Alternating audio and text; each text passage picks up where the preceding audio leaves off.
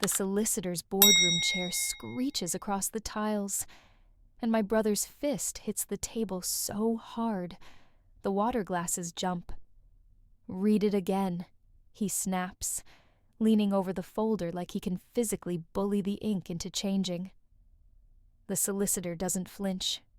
She keeps her finger on the paragraph and repeats, slow and precise, and I leave the remainder of my estate, including the house in Camden and the investment account, to my daughter, Maya Cole. My brother's face goes blotchy. His jaw works like he's chewing gravel. "That's not possible," he says, loud enough that the receptionist outside pokes her head in and then vanishes again, like she's seen this movie before. My aunt gasps like she's been waiting for a cue. "This has to be fraud," she blurts. My mum makes a small sound, half cough, half sob, and covers her mouth, eyes flicking from me to my brother, like she's watching a car crash in slow motion. My cousin's phone is up already, camera angled toward the table, and I can see my own face reflected in the black screen of the TV in the corner, pale, stiff, teeth clenched so tight my temples ache. My brother points at me with a shaking finger. "You're not even Dad's real kid," he says, and it lands in the room like a thrown glass. "You never were. You know it. We all know it." The solicitor's assistant whispers, "Please don't record." But my cousin grins like she's about to go viral. My brother turns to the assistant and barks, "Sit down." Then he looks back at me, eyes bright with that nasty triumph he's carried since we were teenagers. "Say it," he demands. "Say you're not his. Say you don't deserve it." The solicitor clears her throat, voice calm but steel-edged. "Mr. Cole, if you continue to disrupt this reading, I will end the meeting and proceed with written notice." He slams his palm down again. "End it then, because I'm not letting her steal what's mine." My watch vibrates non-stop. Group chat notifications stacking like a slot machine hitting the same symbol. I don't look, but I can almost hear the messages. Relatives choosing sides, people demanding explanations, people who haven't spoken to Dad in years, suddenly acting like they're grieving citizens of the estate. The solicitor slides a second document forward, something with a seal on it, and my brother snorts. "More paperwork to cover her?" My mum whispers. "Ethan, please," and he whips around on her. "Don't please me now. You let her play pretend for years." He turns back to me, voice rising. "DNA test. Let's do it right now. Show them. Tell them you're not his." My cousin's phone buzzes and she laughs quietly, scrolling, then tilts the screen so I can see it for half a second. A photo of the will folder already posted to our extended family WhatsApp, with the caption, "She stole it." Under it, someone has replied with my brother's favorite line from years ago, screenshotted, preserved like a fossil. "You're not Dad's real kid. Everyone knows." It's his message from when I was 16, dropped in the chat like a grenade and laughed off as banter, while my dad sat there silent, letting it happen. The solicitor says my name, Maya, softly, like she's giving me a chance to breathe, but I don't. I can't. My throat is locked. My fingers are numb. Ethan leans in closer, voice low now, theatrical for the camera. "This is where you cry," he murmurs. "This is where you admit you're the charity case." My aunt says, "Ethan is right, love. We can't just..." And I feel something in me go flat and cold. Not rage, not panic, just the clean click of a decision. I reach into my bag and pull out a sealed envelope. Not dramatic, not a flourish, just paper. I set it on the table between us and slide it toward the solicitor. "Open it," I say. My voice surprises me. Steady, clipped, like I'm reading off a lab report. Ethan scoffs. What's that? Another sob story? The solicitor opens it carefully, eyes scanning. Then she pauses. Her eyebrows lift. Just a fraction. She looks at Ethan. This is a certified copy of a DNA test report, she says. Ethan's smile starts to form. I cut in before he can enjoy it. Keep reading, I tell her. She turns a page. Her finger traces a line. Then she says evenly, the report indicates that the decedent, Robert Cole, is not the biological father of Maya Cole. My mom's chair scrapes back. She makes a strangled sound. Ethan's face flashes with vindication so sharp it's almost bright. There, he says, voice loud, triumphant. There, I told you. He lifts his hands like he's presenting evidence to a jury. So why is she in the will? He jabs the air toward the solicitor. Why is the house in her name? Explain that. The solicitor doesn't look at me. She looks at Ethan and says, because your father wrote it that way. Then she flips to the last section of the will and taps a paragraph with her pen. There is also a letter, a separate letter of wishes. It's addressed to both of you. She pauses. And there's a clause about contesting. Ethan leans forward so hard his chair tips slightly. Read it, he demands. The room is silent except for my cousin's phone recording and the faint buzz of my watch like a trapped insect. The solicitor inhales once, then begins. To my children, if you are hearing this, I'm gone. I'm not interested in being remembered as a soft man. I'm interested in being remembered as a fair one. Ethan's expression starts shifting, like he can't decide whether to mock or panic. The solicitor keeps going. Maya is not my biological child. I have known that since before she could walk. She is still my daughter, the only one who stayed, the only one who came when I called, the only one who did not treat me like a wallet. If you contest this, you will receive $1. That is not a joke. That is me protecting her from you. Ethan's breath hitches. My aunt whispers, Oh my God. My mum presses both hands to her face and slides them down like she's trying to wipe off the last 10 years. Ethan looks at the letter like it's a personal insult. Then he looks at me, and the camera catches the moment his certainty turns into something uglier. Fear. You knew, he says, voice rough. You knew. And you still... He gestures wildly at the folder, at the table, at me. You still let Dad call you his. You let everyone... His voice cracks into a shout. You let me look like the monster. I don't answer him. I open the family chat that's still exploding, and I do the bold, stupid, brave thing that I know will blow up the last scraps of peace forever. I type one line. He knew. He chose. Stop calling it theft. Then I attach a photo of the will clause. Contest, and you get $1, and I hit send. The typing indicators vanish. For 3 seconds, the chat goes silent. Then the whole thing erupts again.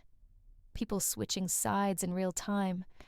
Relatives suddenly remembering how I cared for Dad. Other relatives doubling down because they're loyal to Ethan's version of reality. My phone starts ringing.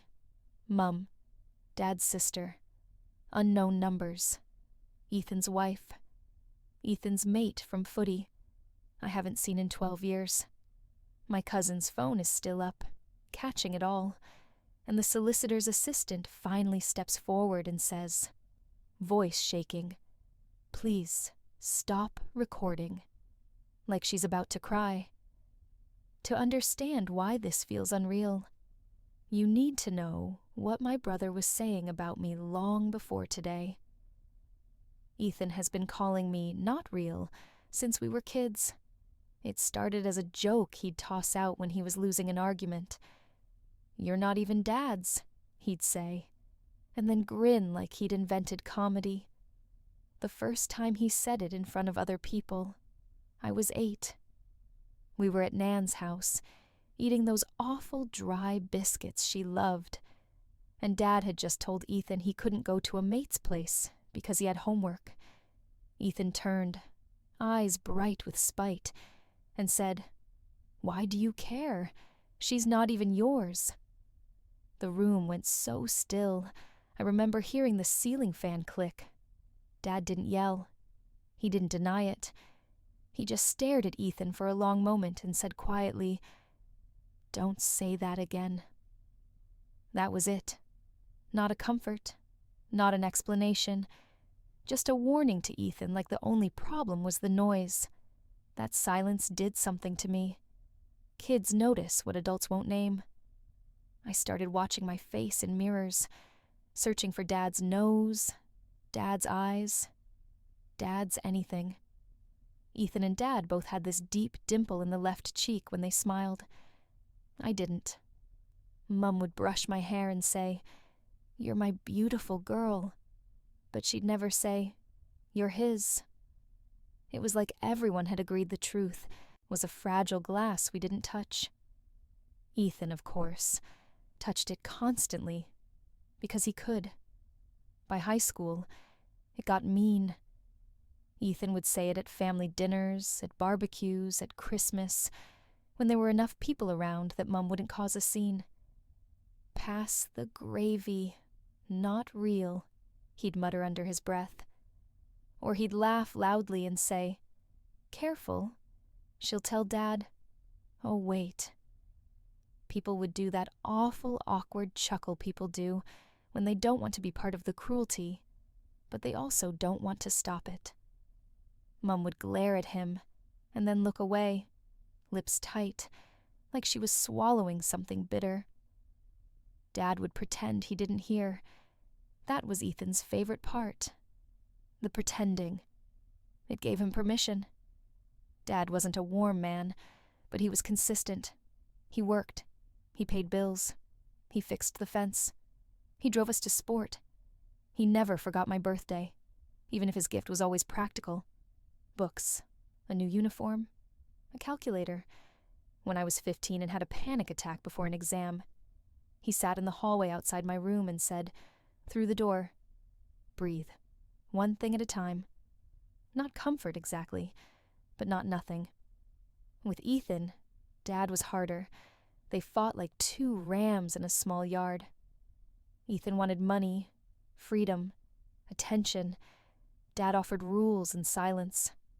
When I was 16, Ethan sent that message, "You're not Dad's real kid, everyone knows," in the family group chat after I got an academic award.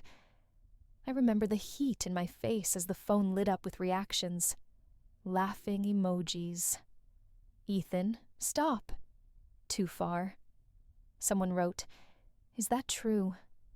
And the question sat there like a stain. Mum snatched my phone out of my hand and locked herself in the bathroom. Dad came home, saw me sitting at the kitchen table with my hands shaking, and asked, "What happened?" I showed him. He stared at the screen for a long time. Then he walked into the living room, picked up the landline, and called Ethan. I could hear Ethan's voice through the receiver, loud and defensive. Dad said only one sentence. "If you want to be cruel to me." Then he hung up. He didn't talk about it again. 2 years later, the truth cracked open anyway. Accidentally, in the ugliest way. Mum got sick with a chest infection, and I drove her to the GP because Dad was at work, and Ethan couldn't.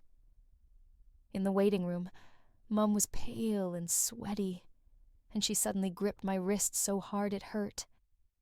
"If anything happens to me," she whispered, "you don't let them throw you out." I tried to laugh it off. "Who's throwing me out?" But her eyes filled and she looked away. In the car afterward, she stared out the window and said, barely audible, "Your father isn't your biological father." I almost swerved. What? She kept staring at the road like she couldn't look at me. I was young. I was stupid. Your dad, he chose to stay. He chose you. I sat there with my heart slamming against my ribs, trying to understand how an entire life can be real, and also not the way you thought. When I confronted Dad that night, he didn't deny it. He didn't get angry. He just sat at the kitchen table, hands wrapped around a mug of tea he didn't drink, and said, "I'm your father, because I decided to be." That was his whole speech. Then he asked, "Do you want to take your surname back?" I didn't even know what he meant until he explained I'd been registered as his because he'd signed papers, because he'd made it legal, because he'd made it permanent. My throat felt raw. "No," I said, "I want to keep it." He nodded once, like he'd expected that, and said, "Then we don't talk about it." I thought that was his way of protecting me.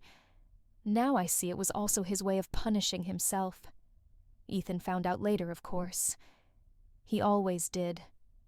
He cornered me in the laundry one Christmas, voice low and delighted. "So it's true," he whispered. "You're literally not his. Your Mum's little mistake." I remember the way the washing machine shook behind us, the way I could smell beer on his breath. "Why do you care?" I asked, and he smiled. "Because it means I'm the only real one. Like being real was a trophy he could cash in. That's the thing about Ethan. He treats family like hierarchy. He needs someone under him. When Dad started getting sick, first with the fatigue, then the scans, then the quiet appointments he tried to hide, Ethan got worse, not better. He didn't come to appointments. He didn't sit at the hospital. He didn't learn the medication schedule. He did show up when Dad had money questions. He'd call Dad late at night, asking about investments and helping with a deposit and just a short-term loan. Dad would hang up and stare at the wall like he was watching a storm roll in. I became the default again. I'm not saying that to look saintly. It's just what happened. I lived closer. I answered calls. I took Dad to chemo. I sat in the parking lot eating a sausage roll while he slept in the passenger seat because he was too nauseous to stand. I cleaned out the fridge when he forgot food existed. I filed his paperwork. I listened when he got quiet and said, "I don't want Ethan to turn this into a circus." Ethan's version of help was posting a photo on Facebook once. Him standing beside Dad with the caption, "Family first," while Dad looked exhausted and slightly annoyed. Ethan got comments, sympathy, likes. Then he went back to his life and left me with the real work. Appointments, bills, the horrible waiting. Mum's role in all of this is messy. Mum loved us. Mum also protected Ethan's feelings at my expense for years, because it was easier than fighting. When Dad's illness got worse, Mum started acting like we were a united family again. She'd call Ethan and say, "Your father needs you," then call me and say, "Don't provoke him." She told me once in a whisper, "If Ethan thinks he's losing Dad, he'll lash out." As if I was the punching bag designed to absorb it. The DNA test didn't come from nowhere. Dad asked for it. That part is important. About 6 months before he died, he sat at my kitchen table, pushed my cereal bowl aside gently, and said, "I need you to do something." His voice was steady, but his hands weren't. "Ethan will challenge anything I leave you," he said. "He'll use the blood thing. He'll make it ugly." I tried to argue. He wouldn't. And Dad gave me a look that cut straight through denial. "He will," he said. "And your mother won't stop him. She'll cry and say peace while he takes. Then he slid a card across the table, the name of a lab. We do the test. We put it on paper. We take the weapon out of his hand. My stomach twisted. "So you want proof you're not my dad?" I asked, and the words tasted like ash. Dad's eyes didn't leave mine. "No," he said. "I want proof that biology doesn't get to decide what I built." We did it quietly. No announcements, just paperwork and swabs and waiting. When the result came back, I stared at the percentage line until my vision blurred. Not father. Ethan was right. It was like being 8 again, in Nan's house, with the ceiling fan clicking and the air suddenly wrong. Dad didn't flinch. He just folded the paper, tucked it into an envelope, and said, "Good. Now it can't be used against you." Then he added, like he was talking about weather, "I'll fix the will." When Dad died, Ethan didn't come straight to the hospital. He arrived later, after the fact, in a clean shirt, eyes red like he'd practiced, and he hugged Mum like a politician. He hugged me too, briefly, stiffly, and whispered, "Don't do anything stupid." At the time I thought he meant, "Don't make a scene." Now I realize he meant, "Don't get in the way." The will reading is where Ethan expected to win. He expected the world to finally confirm he was the real one. He expected the house. He expected the accounts. He expected me to sit quietly and accept scraps like I always did. Instead, Dad reached from the grave and slapped his hand away. Back in the solicitor's boardroom, present tense again, Ethan is pacing like a trapped animal. His wife, Tara, has shown up somehow, breathless, eyes flashing at me like I stole her future kitchen renovation. "You planned this," she spits. Mum is crying silently now, shoulders shaking, staring at the carpet, like it might open and swallow her. My aunt starts making calls in the hallway, whispering fiercely. The solicitor reads the rest of the letter, and it's worse for Ethan because Dad names things. Specific, undeniable things. Times Ethan asked for money. Times Ethan didn't show up. Dad writes bluntly, "I am not rewarding neglect." Ethan keeps interrupting. He wasn't in his right mind. She manipulated him. This is emotional blackmail. And the solicitor finally closes the folder and says, "Meeting is over. Written notice will be sent. Any contest will trigger the forfeiture clause." Her voice turns colder. "And for the record, your father had capacity.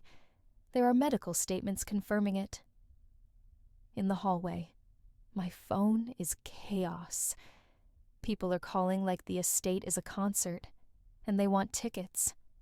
The family chat is a war. Someone posts, "Blood matters." Someone else replies, "So does showing up." A cousin I haven't seen since childhood messages me, "I always liked you, Maya," which makes me laugh once, short and sharp, because suddenly everyone always liked me now that there's something to gain. Ethan corners me by the lift. He steps in close, breath hot, voice low. "You're going to give me half," he says. Not asks, says, "You don't even feel guilty?"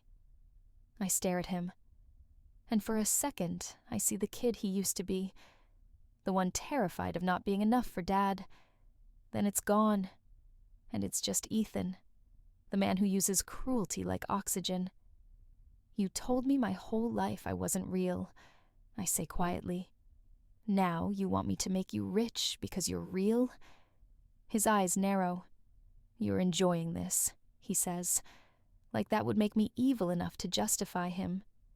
My hands are shaking again, but I keep my voice flat. "I'm surviving it," I say. He lunges for my phone when it buzzes again, Mum calling, and I step back. "Don't touch me," I warn, and he stops, because there are people around. because witnesses matter to him more than morals. Tara grabs his arm and hisses, "Ethan, not here."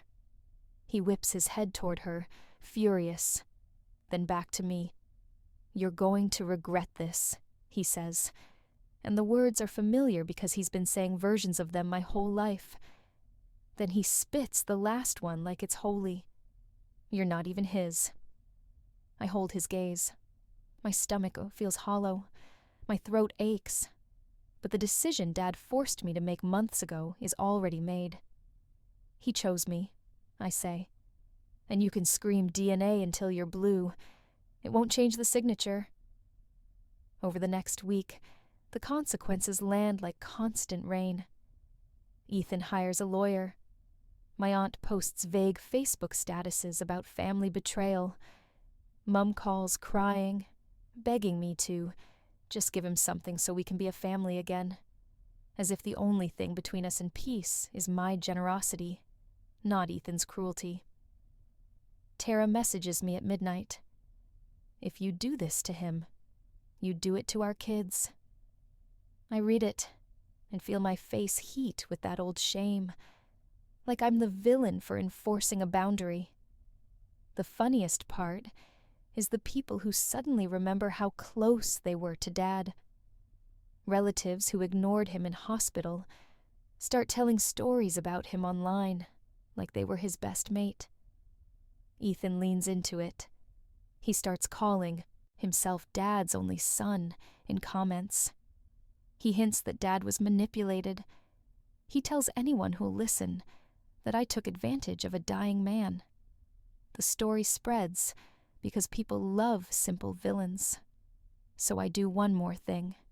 Not for revenge, but because I'm tired of being treated like a liar in my own life. I meet my solicitor, and we draft a single statement for the inevitable contest. It's clean. Factual. It includes the date Dad requested the DNA test. It includes the capacity confirmation. It includes the forfeiture clause. It includes the letter where Dad writes, hey, in plain language, "Maya is my daughter. No insults. No emotional paragraphs. Just paper." Then I send one message to Ethan. One. I don't argue. I don't justify.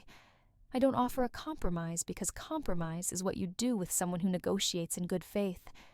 Contest it, and you get $1. Dad wrote that. Not me. Do what you want. He replies immediately with a string of swear words and, "You're dead to me."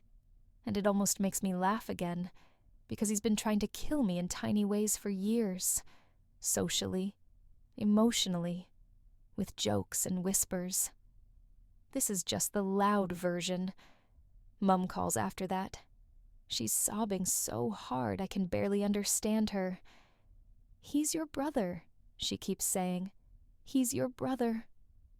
I grip the edge of my kitchen counter and stare at the floor, because if I look out the window, I'll start shaking. "And I'm your daughter," I say, and my voice breaks on the word daughter, because it's the thing that always feels conditional in this family. Mum goes quiet for a second, then whispers, "I'm sorry." Not sorry for Ethan. Sorry for the secret. Sorry for the years of letting it fester. It's too late, but it still hits like a small stone dropping into a deep well. The day the estate transfers, I drive to Dad's house alone. The same house Ethan assumed he'd inherit. I stand in the living room, and the silence is heavy in a way I didn't expect. Dad's old chair is still there. His mug is still in the sink, because no one had the stomach to wash it. I feel weirdly numb. Ownership doesn't feel like victory. It feels like responsibility, and grief, and a door closing. My phone rings. Private number. I know it's Ethan. I let it ring out. Then I open the family chat one last time, the one still buzzing with opinions and cruelty and blood matters speeches from people who never showed up for anything. I type a final message, not dramatic, not poetic, just true. He chose his will. I'm choosing my peace. Don't contact me again about this. Then I leave the chat.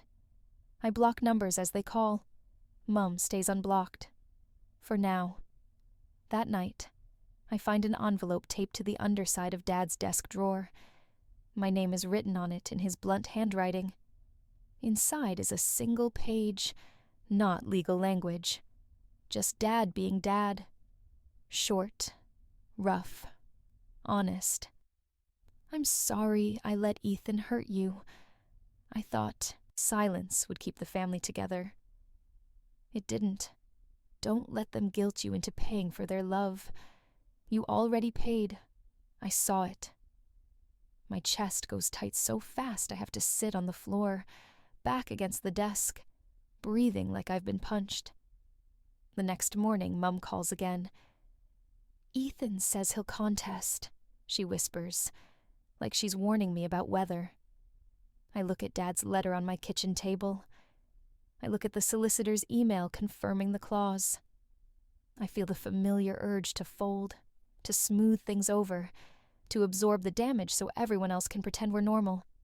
Instead, I say, okay, just that. Okay.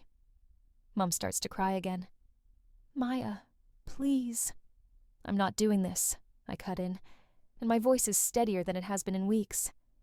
I'm not paying for him to keep calling me not real. Dad made his choice. I'm making mine.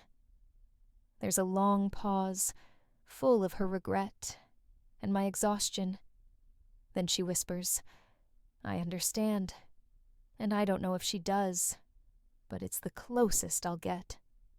After I hang up, the private number calls again. I don't decline this time. I don't answer either. I just silence it and put my phone face down. Then I pick up Dad's letter and slide it into the same envelope as the DNA report. The 2 pieces of paper that changed everything. One proving Ethan was right.